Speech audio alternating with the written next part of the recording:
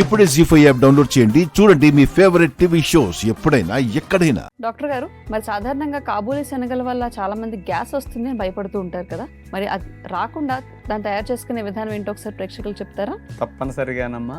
Folic acid rich number 1 ఆహారం కాబూలీ శనగలు. 400 మైక్రోగ్రాముల folic acid మనకు సరిపోతుంది. 100 గ్రాముల కాబూలీ శనగలు సుమారుగా 550 మైక్రోగ్రాముల వరకు ఫోలిక్ యాసిడ్ ఉంటుంది. చాలా ఎక్కువ మొత్తంలో ఉంటుంది.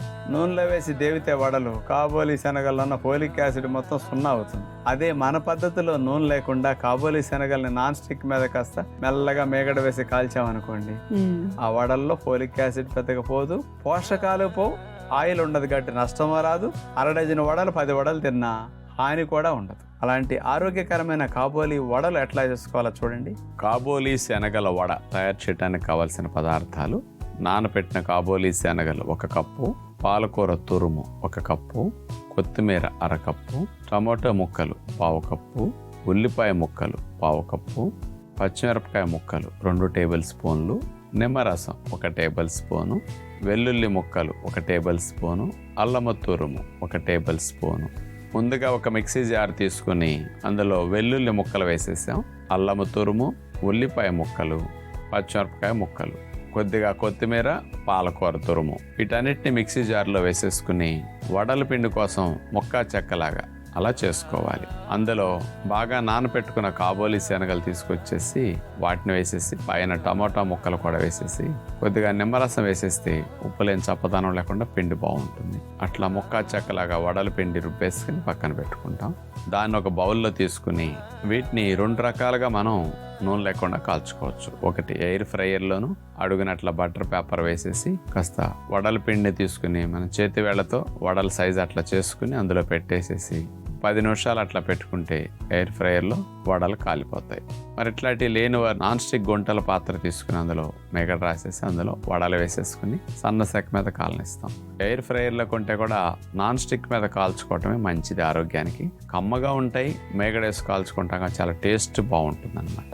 తక్కువ వేడిలో కాలుతాయి కాబట్టి వాల్యూస్ కూడా నాన్ స్టిక్ మీద ఎక్కువ పోకుండా ఉంటాయి. ఎయిర్ ఫ్రైయర్లో ఎక్కువ హీట్ వల్ల కొన్ని పోషకాలు తగ్గుతాయి. మళ్ళీ డిఫరెన్స్ రెండింటికి మీకు తెలియటం కొరకు 2 రకాలు చూపించాం. మీ కన్వీనియంట్ని బట్టి చేసుకోగలరు.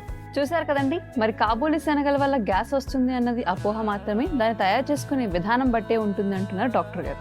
మరి అందుకే డాక్టర్ గారు చూపించిన ఈ కాబూలీ వడ రెసిపీని ఖచ్చితంగా మీరందరూ కూడా స్నాక్స్ తినాలనిపించినప్పుడు ట్రై చేయండి. డాక్టర్ గారు, ఈ మధ్యకాలంలో అందరికీ కూడా కిడ్నీ సమస్యలు అనేది బాగా పెరుగుతుంది. మరి కిడ్నీలు సరిగ్గా పనిచేయాలన్నా, వాటి పనితీరు చక్కగా ఉండాలన్నా కూడా ఎలాంటి యోగాసనాలు పనిచేస్తాయో చూపిస్తారా? తప్పనిసరిగానమ్మా. కిడ్నీలకు రక్తం ఎంత వెళితే ఆ రక్తంలో ఉండే మలినాలన్నింటినీ, టాక్సిన్స్ ని కిడ్నీలు ఫిల్టర్ చేసి యూరిన్ రూపంలో పంపిస్తాయి. అసలు కిడ్నీలకే బ్లడ్ సప్లై వెళ్ళకపోతే ఇంకా మరి ఫిల్టర్లు ఉండే ఉపయోగం ఏంటి? అవును, శుద్ధి చేయలేవు. అందుకని కిడ్నీలకు బ్లడ్ సప్లైని పెంచే ఆసనాలు ఉంటాయి. సేతుబంధాసనం ఒకటి, నౌకాసనం ఒకటి. ఈ 2 చేయగలిగితే కిడ్నీలకు బాగా బ్లడ్ సప్లై వెళ్ళి కిడ్నీ ఫిల్టరేషన్ రేట్ బాగా స్పీడప్ అవుతుంది అనమాట. అలాంటి 2 ఆసనాలు ఎలా వేయాలో చూడండి. సేతుబంధాసనం, వెళ్ళకెలా పడుకుని బ్రిడ్జ్ పోజ్, 2 పాదాలని సీటు దగ్గరకు అట్లా లాక్కుంటాం, చేతులతో కాలు గుత్తి భాగాన్ని అట్లా పట్టుకుంటాం. సీటు భాగాన్ని మోకాళ్ళ దగ్గర నుంచి పై భాగం అంతా గాల్లో లేపి ఆ రకంగా ఆపుతాం అనమాట. మనం మెడ నొప్పులు ఉన్నవారు ఇది చేయకూడదు. మెడ నొప్పులు లేని వారు, డిస్క్ ప్రాబ్లమ్స్ ఏమి లేని వారు ఇట్లా చేసుకోవచ్చు. ఇది లంగ్స్లో ఉన్న శ్లేష్మాలు, కఫాలు గొంతులోకి వచ్చేసి త్వరగా ఖాళీ అవ్వడానికి లంగ్స్కి చాలా మంచిది అనమాట. ఉండలేనప్పుడు మెల్లగా తీసేసి విశ్రాంతి స్థితి.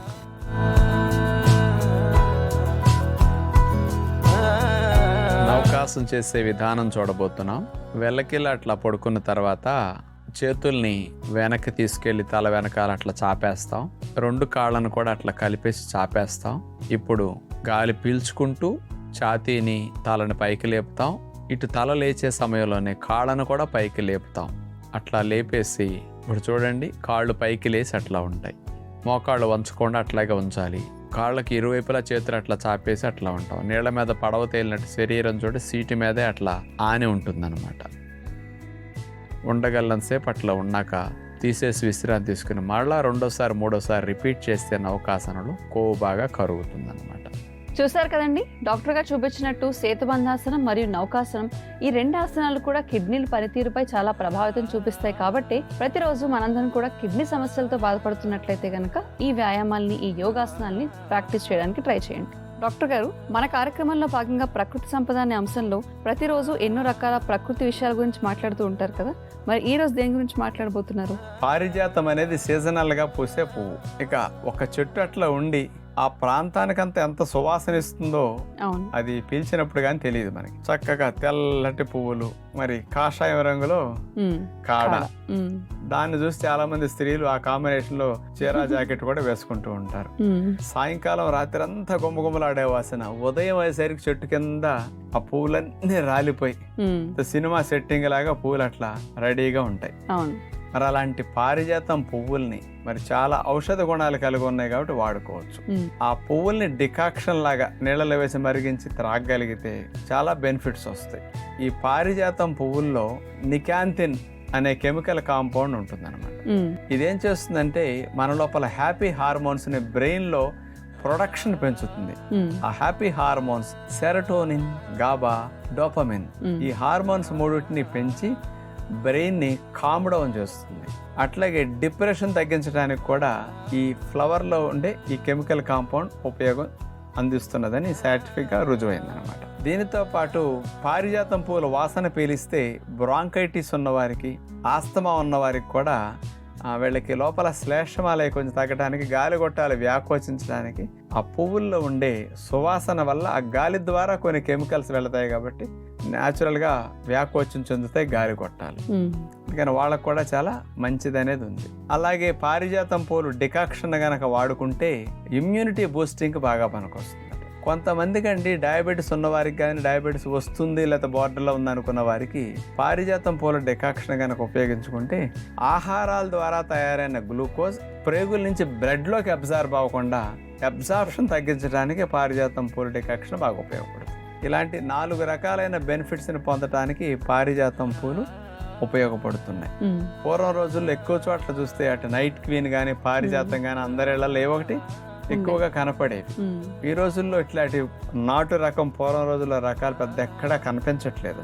మళ్ళా తిరిగి ఇట్లాంటి వాటిని కూడా మనకు అవకాశం ఉన్నప్పుడల్లా పారిజాతం మొక్కలు తెచ్చి వేసుకోగలిగితే సంవత్సరంలో సీజనల్ గా వచ్చే పారిజాతం యొక్క ఎఫెక్ట్ కొన్ని రోజుల పాటు అందరికీ, ఆ ప్రాంత వాసులకి మంచి ఆనందాన్ని పంచుతూ ఉంటుంది అనమాట. ఆ పువ్వులు మనం వాడుకుంటే మనకి ఇన్ని లాభాలు వస్తాయి అన్నమాట. ఈ పారిజాతం పువ్వు కాడలు కూడా కొన్ని వంటల్లో కానీ, కొన్ని స్వీట్స్ లో కానీ వేసుకుంటే న్యాచురల్ గా ఆ కలర్ మంచిగా వచ్చేస్తుంది అనమాట పదార్థాలకి. న్యాచురల్ కలరింగ్ ఏజెంట్ లాగా దీన్ని కూడా కొంతమంది వాడుతున్నారు. మరి మనలాంటి వారు కొంతమంది కెమికల్స్ తో కూడిన కలర్స్ బదులు ఇలాంటి వాటిని వాడుకుంటే మంచిది అనుకుంటే ఇక్కడ నుంచి ఆ పారిజాతం చెట్లు వేసుకోవటం, కాడలు కత్తిరించుకోవటం, ఇట్లా వాడుకోవటం కూడా మంచిదే.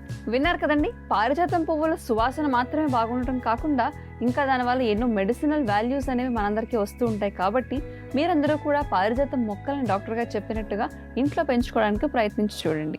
జీ5 యాప్ డౌన్లోడ్ చేసి అన్ని ఎపిసోడ్స్ పూర్తి ఉచితంగా చూడండి.